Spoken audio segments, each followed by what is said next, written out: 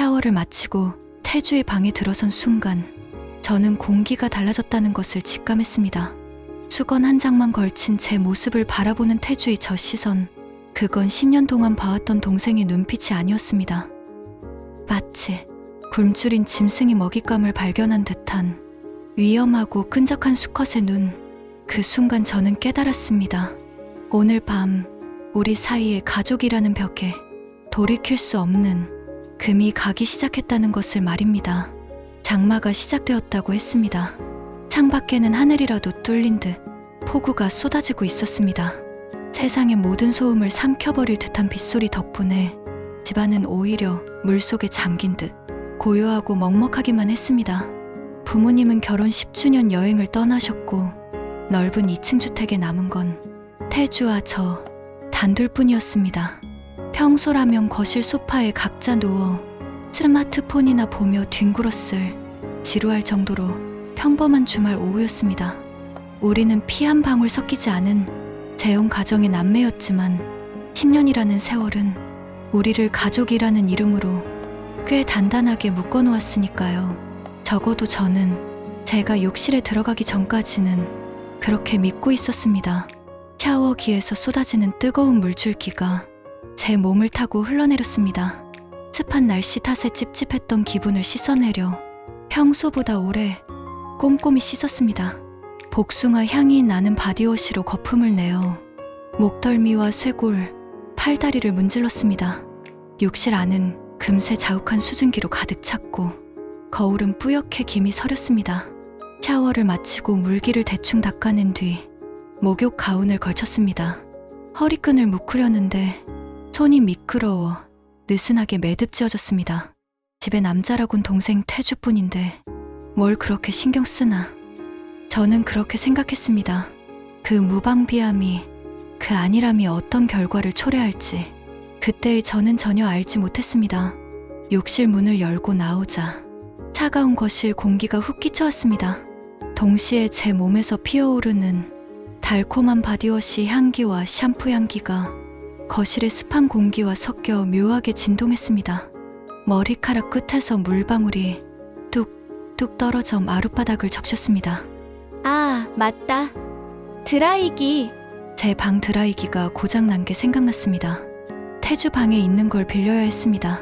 저는 젖은 머리를 수건으로 대충 털며 태주의 방문 앞으로 걸어갔습니다. 발소리가 나지 않게 조심할 필요도 없었습니다. 빗소리가 너무 컸으니까요. 똑똑 노크를 했지만 대답이 없었습니다. 이어폰을 꽂고 게임이라도 하는 걸까요? 저는 별 생각 없이 방문 손잡이를 돌렸습니다. 문이 열리고 저는 태주의 방 안으로 한 발자국 들어섰습니다.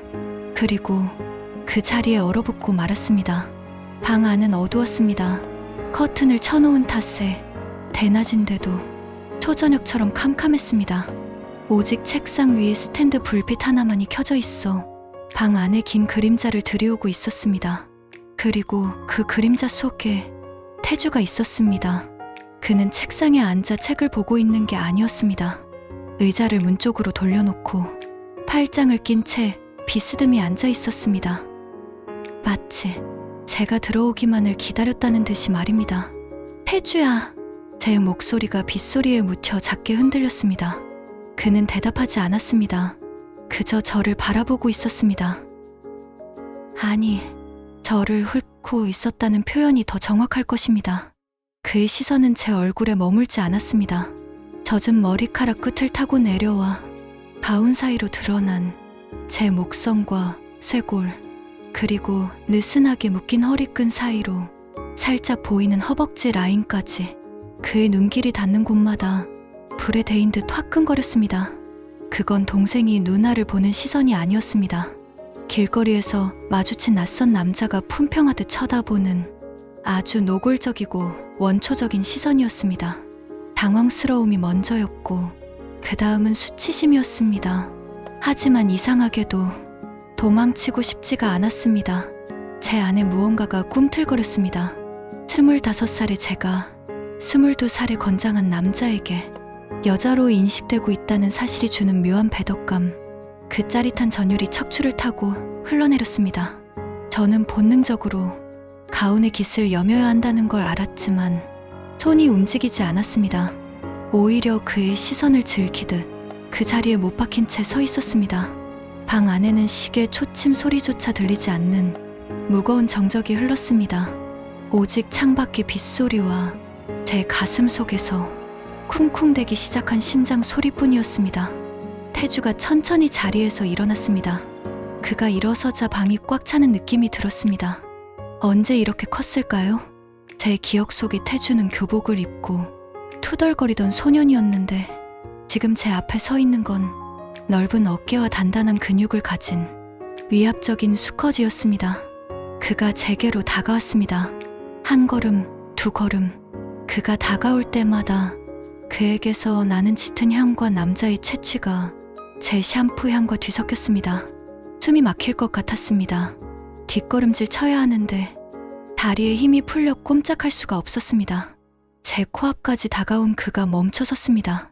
저보다 머리 하나는 더 큰 그가 저를 내려다보았습니다. 그의 눈동자는 칠흑같이 어두웠지만 그 깊은 곳에서 푸른 불꽃 같은 욕망이 일렁이고 있었습니다. 그는 참고 있었습니다. 당장이라도 저를 집어삼키고 싶은 본능을 가족이라는 이성의 끈으로 간신히 억누르고 있는 게 보였습니다. 그 팽팽한 긴장감이 저를 미치게 만들었습니다. 누나, 그가 입을 열었습니다. 평소와 다를 바 없는 호칭이었지만 그 목소리의 톤은 완전히 달랐습니다. 낮게 긁히는 듯한 저음, 잔뜩 잠겨있는 목소리, 그 목소리가 제 고막을 파고들어 뇌를 마비시키는 것 같았습니다. 왜 그래? 제가 간신히 대답했습니다. 목소리가 형편없이 떨리고 있었습니다. 제 떨림을 감지했는지 그의 입꼬리가 비릿하게 올라갔습니다. 올라서 물어?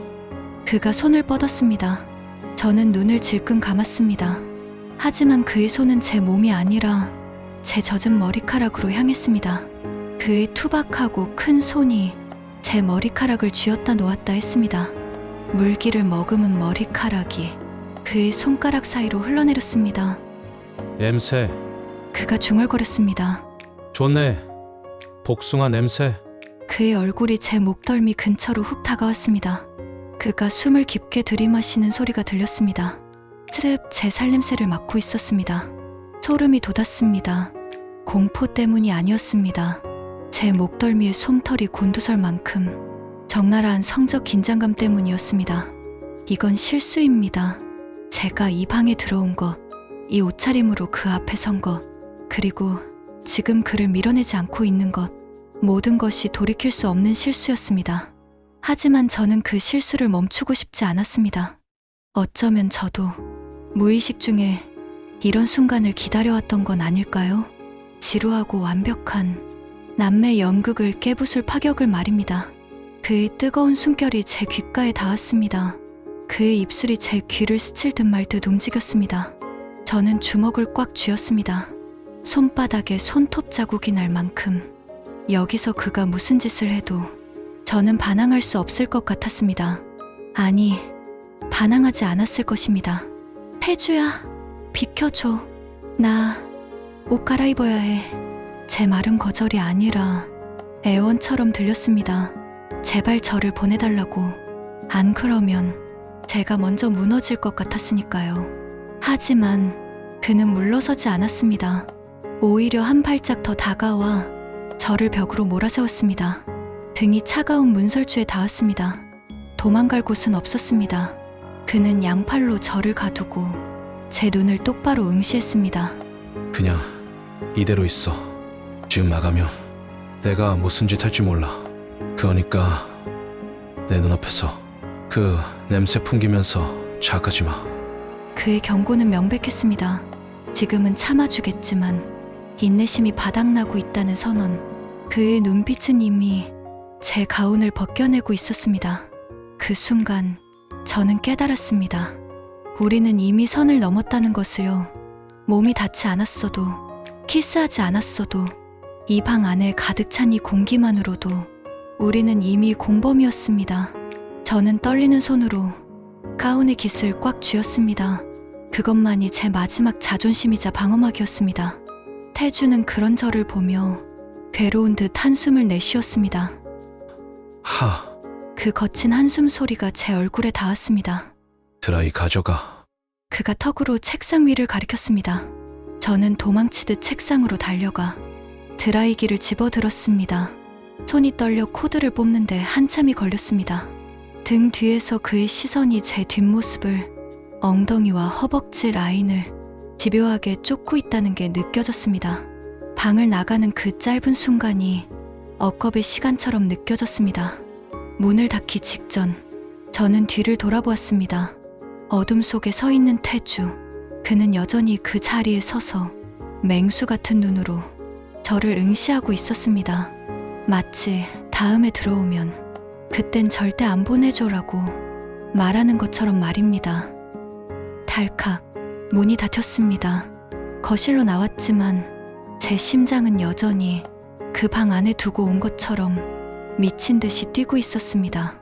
다리에 힘이 풀려 그 자리에 주저앉았습니다. 차가운 마룻바닥의 감촉이 느껴졌지만 제 몸은 불덩이처럼 뜨거웠습니다. 창밖의 빗줄기는 더 거세지고 있었습니다. 이 비가 그칠 때쯤이면 우리는 어떻게 되어 있을까요? 확실한 건 단 하나였습니다. 더 이상 저는 그 아이를 동생으로만 볼 수 없게 되었다는 것. 그리고 그 아이 역시 저를 누나로만 보지 않는다는 것. 위험한 장마가 시작되었습니다. 저는 제 젖은 머리카락을 움켜쥐며 거실 한가운데서 가쁜 숨을 몰아쉬었습니다. 그의 방에서 묻어나온 향기가 아직도 제 코끝에 맴돌고 있었습니다. 다음 편, 그날 밤, 제 몸은 원인 모를 열기로 끓어올랐습니다. 아픈 저를 간호해주던 태주의 손길. 하지만 그건 동생의 간호가 아니었습니다. 제 젖은 입술을 훑고 지나가는 그의 거친 손가락. 저는 그날 아프다는 핑계로 그 아이의 손길을 즐기고 말았습니다.